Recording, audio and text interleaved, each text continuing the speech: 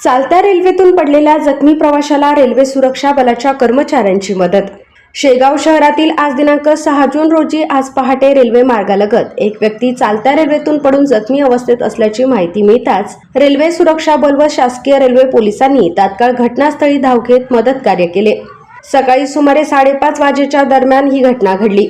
माहिती मिळताच रेल्वे सुरक्षा बलाचे सहाय्यक उपनिरीक्षक रंजन तेलंग, कॉन्स्टेबल अरविंद बोटुले तसेच शासकीय रेल्वे पोलिसांचे head constable Narayan Devkar, constable Chavan व police head constable Shrikrishna Nikam घटनास्थळी पोहोचले।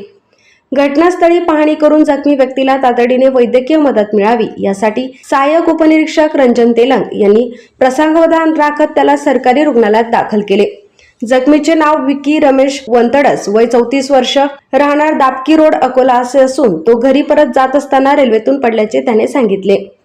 जखमीवर प्रथम सईबाई मोठे रुग्णालयात उपचार करण्यात आले, मात्र प्रकृतीचा विचार करून पुढील उपचारासाठी त्याला अकोले येथे रेफर करण्यात आले। दरम्यान रुग्णवाहिकेसाठी 108 सेवेशी अनेकदा संपर्क साधण्याचा प्रयत्न करण्यात आला, मात्र जखमींच्या नातेवाईकांना तसेच सहाय्यक उपनिरीक्षक रंजन तेलंग यांना बराच वेळ होल्डरवर ठेवण्यात आले।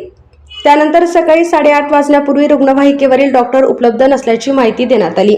जखमीची गंभीर अवस्था लक्षात घेऊन सहाय्यक उपनिरीक्षक रंजन तेलंग यांनी स्वखर्चाने खासगी रुग्णवाहिकेची व्यवस्था केली आणि जखमीला तातडीने पुढील उपचारासाठी अकोले येथे रवाना केले। त्यांच्या या तत्परतेने आणि मानवतावादी भूमिकेचे सर्वत्र कौतुक होत आहे। युवा क्रांती न्यूज साठी डी ललित, शेगाव।